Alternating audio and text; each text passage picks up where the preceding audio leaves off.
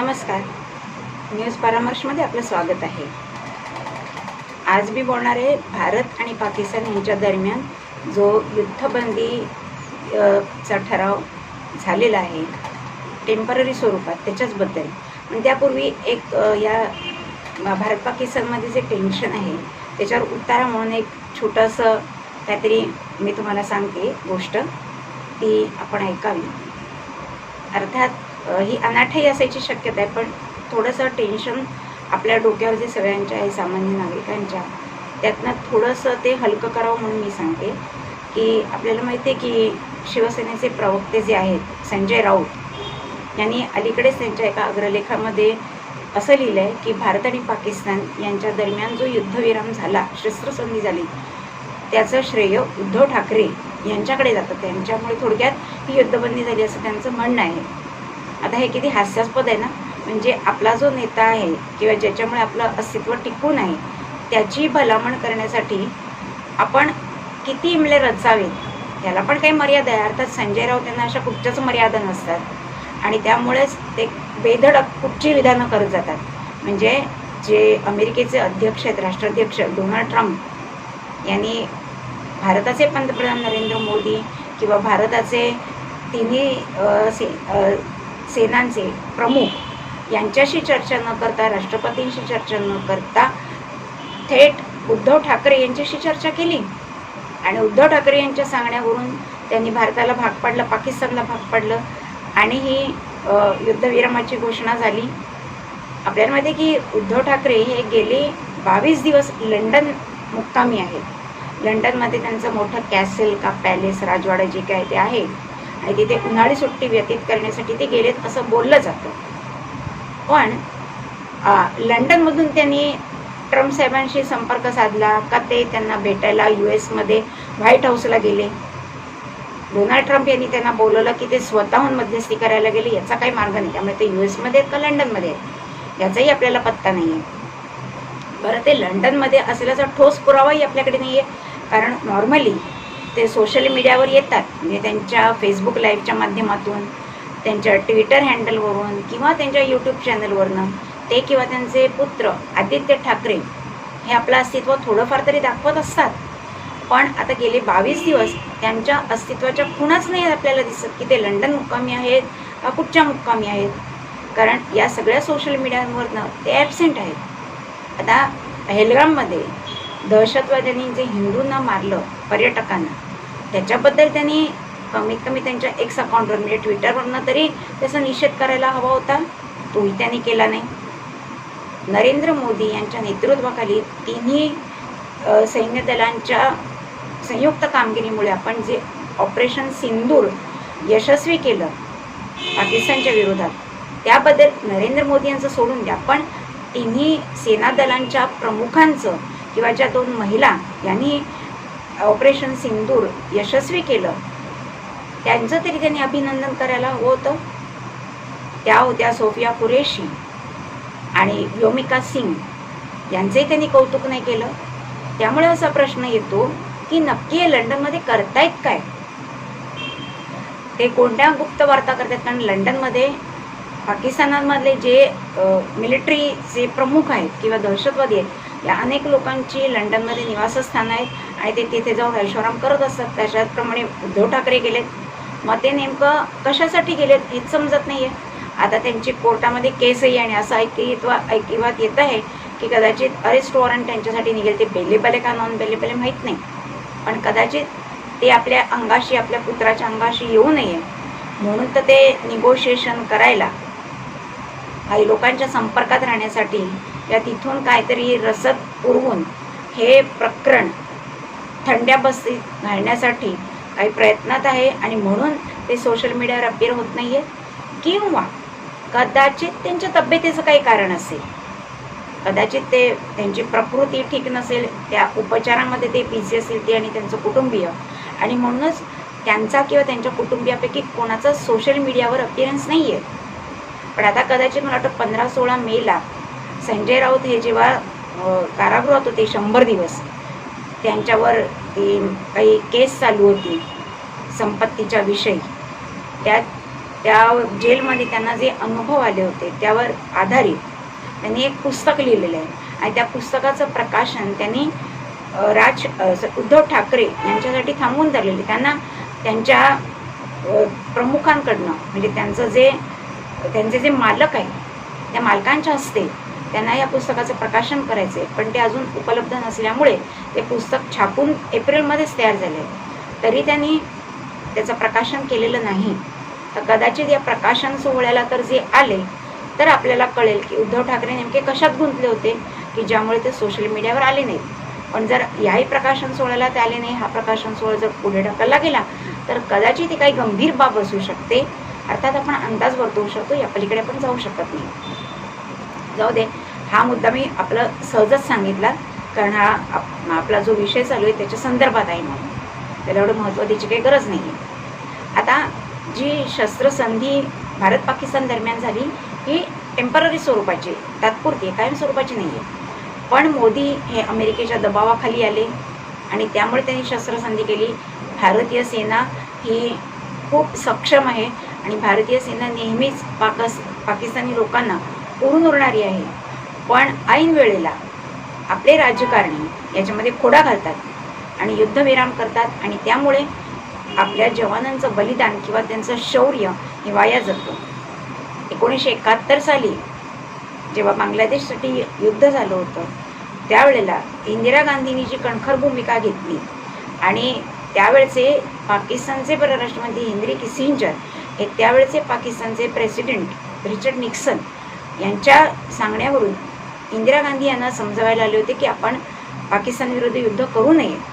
तरीसुद्धा अत्यंत मुत्सद्दीपणाने इंदिरा गांधी यांनी जेव्हा हेनरी किसिंजर त्यांना भेटायला त्यांच्या घरी येणार होते निवासस्थानी, त्यावेळेला आपले जे लष्कर प्रमुख होते जनरल माणेकशॉ यांनाही बोलवून घेतलं होतं आणि त्या तिघांनी सकाळची न्याहारी बरोबर घेतली होती. आणि त्यावेळेला त्यांनी हेनरी किसिंजर यांना असा संदेश दिला की तुम्ही माझं किती मन वळवायचा प्रयत्न करा किंवा माझ्यावर दबाव घाला, पण माझे लष्कर प्रमुख इथे माझ्यासोबत आहेत आणि आता तुम्ही इथून गेलात की मी या लष्कर प्रमुखांशीच चर्चा करून माझी नीती ठरवणार आहे. आणि त्याने त्याप्रमाणेच केलं आणि बांगलादेशला स्वातंत्र्य मिळवून दिलं. तो मुत्सद्दीपणा नरेंद्र मोदींनी दाखवला नाही. त्यांच्यात तेवढी हिंमतच नाही असं बोलण्यापर्यंत अनेकांची मजल गेली.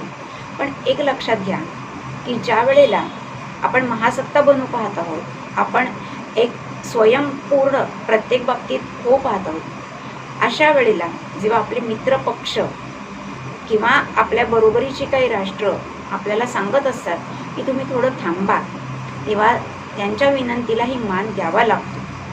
आणि जेव्हा वाघ हा मोठी उडी घेणार असतो त्यावेळेला पहिला तो 2 पावलं मागे येतो आणि मगच तो आपल्या सावजावर तुटून पडतो. तसंच नेमकं मोदीजींनी केलेलं आहे. मोदीजींनी स्वतःहून अधिकृत घोषणा म्हणजे संसदेचं अधिवेशन बोलवून केलेली नाही आहे आणि त्यांनी एवढंच सांगितलेलं आहे, पाकिस्तानला असा इशारा दिलेला आहे की याच्यापुढे तुम्ही जर काही आगळीक केली तर ते युद्धसदृश परिस्थिती मानून ते युद्धच आहे असं समजून आम्ही तुमचा हल्ला परतवून लावू किंवा आमच्या सैन्याला मी मोकळीक दिले, त्यांना जे योग्य वाटतंय ते करणारच आहेत. त्यामुळे हा युद्धविराम हा तात्पुरत्या स्वरूपाचा आहे आणि पाकिस्तान आपल्याला माहितीच आहे. आज त्यांनी जिथे न्यूक्लिअर वेपन्स ठेवली होती अशा ठिकाणांवर भारतीय सैन्याचे ड्रोन पोचलेले आहेत आणि ती भूमिगत त्यांनी शस्त्र ठेवली होती. त्या भूमिगत शस्त्राच्या पर्यंत आपलं जे ड्रोन्स आहेत ते जाऊन पोचलेले आहेत आणि त्यातून एका अशा भूमिगत साठ्यामधनं किरणोत्सारही होत आहे, रेडिएशन बाहेर येत आहे असा अंदाज आहे. आणि हे रेडिएशन किती खतरनाक असतं याची आपल्याला कल्पना आहे. जेव्हा 1984 साली युनियन कार्बाईडमधनं अमोनिया वायूची गळती झाली होती तेव्हा आपल्यामध्ये झोपेत असताना भोपाळची कितीतरी लोक मारली गेली, कितीतरी लोक अपंग झाली, कितीतरी ज्या बायका प्रेग्नंट होत्या त्यांची मुलं अपंग जन्माला आली आणि कित्येकांना जन्मभर पुढील इतकं अपंगत्व आलेलं आहे. आणि असा किरणोत्सार भारतामध्ये त्यांना करायचा होता न्यूक्लिअर वेपन्स टाकून. तो त्यांनी करायच्या आधीच पाकिस्तानला आपल्या सैन्याने दाखवून दिलेला आहे की तुमची न्यूक्लिअर वेपन्स मी कुठे कुठे लपवून ठेवले त्याची आम्हाला पूर्ण कल्पना आहे आणि ती आम्ही उद्ध्वस्त करू. म्हणजे तुम्हाला आमच्याकडे ती शस्त्र टाकून त्या वेपनचा वापर करून आमच्याकडे आमची शहरं उद्ध्वस्त करायला मी संधीच देणार नाही. आणि तिकडे रेडिएशन होतं याचा सबळ पुरावाही आता मीडियामध्ये उपलब्ध झालेला आहे की अमेरिकेचं एक विमान ज्याच्यामध्ये हे रेडिएशन किती प्रकारे होतं आहे आणि ते किती घातक आहे आणि ते डिफ्यूज करण्यासाठी किंवा कंट्रोलमध्ये आणण्यासाठी काय करावं लागेल अशी अत्याधुनिक यंत्रणा बसवलेलं विमान इथे येऊन दाखल झालेलं आहे. चायनाने याबाबत चाचपणी करायला सुरुवात केलेली आहे आणि त्यामुळेच आता मोदींना दोष देण्यात अर्थ नाही आहे किंवा मोदी मुत्सद्दी आहेत आपल्याला माहिती आहे आणि त्यामुळे काहीतरी विचार करूनच त्यांनी तुर्तास आपले हल्ले कमी केलेले आहेत. पण जेव्हा जेव्हा त्यांचा हल्ला होतो तेव्हा आपण प्रत्युत्तर देतोच. पण एक प्रश्न सामान्यांच्या मनात सारखा निर्माण होतो की अजून आपले किती निरपराध आपण गमावणार आहोत. कारण प्रत्येक वेळेला हे आगळीक करतात, आपण तात्पुरती स्वरूपाची उपाययोजना करतो आणि आपण ते प्रकरण सोडून देतो. पुन्हा जो वेळ मिळतो त्या वेळेमध्ये त्यांचं जे नुकसान झालेलं आहे पाकिस्तानचं, अतिरेक्यांचं, दहशतवाद्यांचं, ते भरून ते काढतात आणि पुन्हा नवीन जोमाने ते आपल्या देशामध्ये दहशतवादी कारवाया घडवून आणतात. आणि हे जर बंद करायचं असेल तर स्टेप बाय स्टेप पाकिस्तानला संपवणं आवश्यक आहे. आता या स्टेप बाय स्टेप म्हणजे काय की जिथे जिथे त्यांचे लष्करी तळ आहे, ज्या ज्या त्यांच्या चेकपोस्टवरनं हल्ले आपल्यावर होतात त्या पोस्ट सिस्टमॅटिक पद्धतीने ताब्यात घेणं. पूर्ण पाकिस्तान आपल्याला ताब्यात घ्यायची गरजच नाही कारण तो कंगाल देश आहे. तिथे अनएम्प्लॉयमेंट आहे, तिथे उद्योगधंदे नाहीत, रोजगार नाही, शिक्षणाची अवस्था यथातथाच आहे. त्यामुळे असा अशिक्षित अडाणी कर्जबाजारी देश आपण का घ्यायचा. पण त्यांचं अस्तित्व, मिलिटरीचं अस्तित्व, दहशतवाद्यांचं अस्तित्व संपवणे महत्त्वाचं आहे. कारण आज अमेरिकेकडून किंवा चायनाकडून त्यांना, तुर्कस्तानाकडून, इराणकडून त्यांना जो शस्त्रपुरवठा केला जातोय तिकडच्या लोकांना युद्ध व्हायला हवं आहे. या निमित्ताने त्यांचा शस्त्रसाठा संपेल, त्यांना अजून ऑर्डर मिळतील आणि पुन्हा त्यांचे जे बंद झालेले उद्योग आहेत शस्त्रास्त्र निर्माण करण्याचे ते पुन्हा चालू होतील. आणि तिकडचे जे राजकारणी लोक आहेत, पॉलिटिशियन जे आहेत, मिलिटरीवाले जे लोक आहेत, त्यांना सुद्धा हेच हवं आहे की जेव्हा जेव्हा ते शस्त्रास्त्रांचा पुरवठा करण्यासाठी ऑर्डर देतात त्यावेळेला त्यांना मोठ्या प्रमाणात कमिशन मिळतं. 10,000 कोटी 20,000 कोटी असं तिकडच्या लोकांना कमिशन मिळतं. आणि या कमिशनमधूनच हे जे लष्कर प्रमुख आहेत किंवा पॉलिटिशियन्स आहेत, दहशतवादी आहेत, हे आपलं निवासस्थान हे फॉरेन कंट्रीजमध्ये, लंडन असेल, अमेरिका असेल, सौदी अरब असेल, तिथे आपलं एम्पायर निर्माण करतात आणि तिथे सुरक्षित होईल ते लपून बसतात. आणि हे एक दुष्टचक्र आहे. आणि त्यामुळेच आज भारताने जी फोटो काढलेले आहेत की त्यांचे जे दहशतवादी मारले गेले भारताकडून, त्या दहशतवाद्यांच्या अंत्ययात्रेला तिकडचे मिलिटरीचे अधिकारी, पॉलिटिशियन, पोलीस प्रमुख हे सगळे हजर होते. याच्यातून काय निष्पन्न होत आहे की पाकिस्तानचे मिलिटरी, पाकिस्तानचे पॉलिटिशियन आणि पाकिस्तानचे दहशतवादी हे एकच आहे. हे एकमेकांना मिळालेले आणि ते एकमेकांच्या सहकार्यानेच भारतामध्ये किंवा जगभरात अनेक ठिकाणी दहशतवादी हल्ले करत आहेत. त्यांना पाकिस्तानी जनता अडाणीच व्हायला हवी आणि खोटा अपप्रचार, या खोटं नॅरेटिव्ह ते पाकिस्तानमध्ये पसरवू शकतात कारण तिकडची जनता अडाणी आहे. आपल्या देशामध्ये असं खोटं नॅरेटिव्ह पसरवून चालणारच नाही. तर सांगायचा मुद्दा काय आहे की आज टेम्पररी त्यांनी जरी माघार घेतलेली आपल्याला वाटत असली तरी मोदी हे प्रकरण असं सोडून देणारे नाही आहेत किंवा आपले लष्करही सोडून देणार नाही. लष्करावरही मोदींनी कुठच्याही प्रकारे प्रेशर आणलेलं नाही आहे. फक्त ते अजूनही थोडा संयम धरून आहेत. आणि IMFला त्यांनी जे फोटो पाठवलेत त्यावरून त्यांना IMFला दाखवून द्यायचे की पाकिस्तानने तुमच्याकडे जी 1,000 अब्ज डॉलरची मदत मागितली आहे ती जर तुम्ही दिलीत किंवा अन्य कोणत्याही देशाने दिली तर तुम्ही सुद्धा दहशतवादाला खतपाणी घालता हे सिद्ध होईल. आणि त्यामुळे जनमत किंवा जागतिक मत हे तुमच्या विरोधात जाईल. आणि म्हणूनच त्यांनी इंडियन मॉनिटरी फंडला हे पुरावे दिलेले आहेत, संपूर्ण जगालाही दिलेले आहेत. आणि त्यामुळेच आज आपण जे थोडं उसंत घेतलेली आहे किंवा थोडं आपण थांबलो आहे ही आपली हार नाही आहे, ही आपली एक प्रगल्भता यातून दिसून येते. कारण आपल्याला फक्त दहशतवादात आणि युद्धामध्ये अडकून राहायचं नाही आहे. आज ब्रह्मोससारखं शस्त्र आपण निर्माण केलेलं आहे. आज आपली राफेल विमानं पण चांगली आहेत आणि आपली जे सैन्य दल आहे हे पूर्ण सक्षमतेने कुठच्याही परिस्थितीचा सामना करण्यासाठी केपेबल आहे आणि हेच जगाला दाखवून द्यायचं आणि हे जगाला दिसलेलंही आहे. आता जी थोडीफार चुणूक आपण दाखवली त्याच्यावरून, त्यामुळे मोदी साहेबांना क्रिटिसाइज करण्यात अर्थ नाही आहे. आज ना उद्या पाकिस्तान परत आगळीक करणार आणि हे युद्ध चालूच राहणार आणि यात पाकिस्तान नेस्तनाबूत होणार. आता पख्तूनचे जे लोक आहेत किंवा बलुचिस्तानमधले, खैबरमधले पख्तून लोक, बलुचिस्तानमधले बलुची लोक, हेही पाकिस्तानला मानतच नाही आहेत. आज त्यांनी जर आपले स्वतंत्र राष्ट्र आहे म्हणून घोषित केलं तर भारत नक्कीच त्यांना पाठिंबा देईल आणि या लोकांचाही पाठिंबा भारत सरकारला, मोदी सरकारला आहेच. त्यामुळे स्टेप बाय स्टेप आज पाकिस्तानचे जर तुकडे होत असतील तर ते उत्तमच आहे. त्याला आपण खतपाणी देऊ शकतो किंवा त्यांना रेकग्निशन देऊ शकतो आणि अशा पद्धतीनेच पाकिस्तानचा बिमोड होणार आहे. आणि जोपर्यंत आपण हे करत नाही तोपर्यंत पाकिस्तानला कोणी ना कोणीतरी अर्थपुरवठा, शस्त्रपुरवठा करत राहणार आणि पाकिस्तान हा जित्याची कोड मिळाल्याशिवाय जाणारच नाही. आणि हे बंद करायचं असेल तर स्टेप बाय स्टेप पाकिस्तानला संपवणं आवश्यक आहे आणि ते संपवलं तरच अमेरिकेतल्या डीप स्टेट काय, इराण काय, चीन काय, अमेरिका काय, ही लोक त्यांचा अर्थपुरवठा तेव्हाच त्यांचं थांबेल जेव्हा पाकिस्तानचं अस्तित्व संपेल स्टेप बाय स्टेप. आणि म्हणून आपण योग्य मार्गाने पाकिस्तानला धडा शिकवत आहोत आणि तो धडा आपण पूर्ण शिकू याच्याबद्दल आम्हालाही विश्वास आहे, तो लोकांमध्येही आहे. फक्त सामान्य लोक बावचळली गेली, जे एके वेळी मलाही वाटलं होतं की हे काय केलं, आपण का थांबलो, आपल्या हातात सगळ्या गोष्टी येत होत्या, आपण हातात दोटोक फैसला करायलाच हवा होता. पण आपल्या मनात जे येतं त्यापेक्षा परिस्थिती वेगळी असते आणि ती वेगळी परिस्थिती ही उघडपणे आपण सोशल मीडियामध्ये जे मुत्सद्दी लोक असतात, राजकारणी किंवा मिलिटरी, ते सांगू शकत नाही. पण कालांतराने ही रहस्य आपल्याला समजतात आणि याच्यामागे काय भावना होती, काय विचार होता हेही समजतं. आणि त्यामुळेच आपण धीर सोडू नये.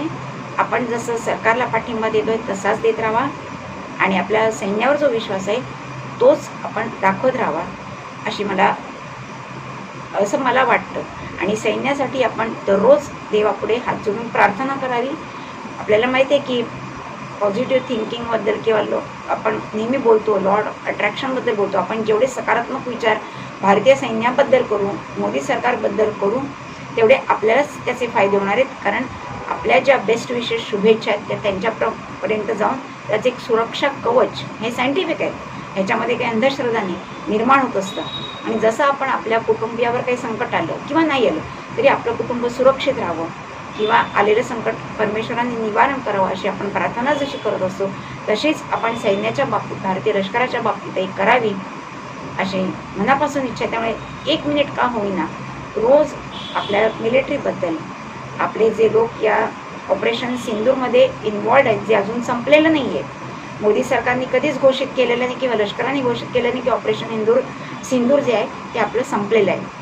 कारण अजून मेन जे कल्प्रिट आहेत पहलगाममधले त्यांना मारायचं बाकी आहे.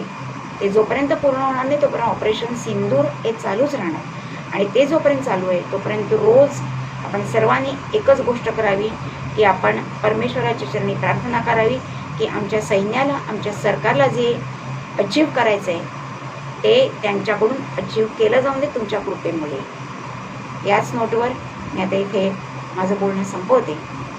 व्हिडिओ आवडला असेल तर लाईक करा, शेअर करा, सबस्क्राईब करा. पुन्हा भेटूया नवीन विषयासह. जय श्रीराम, जय हिंद.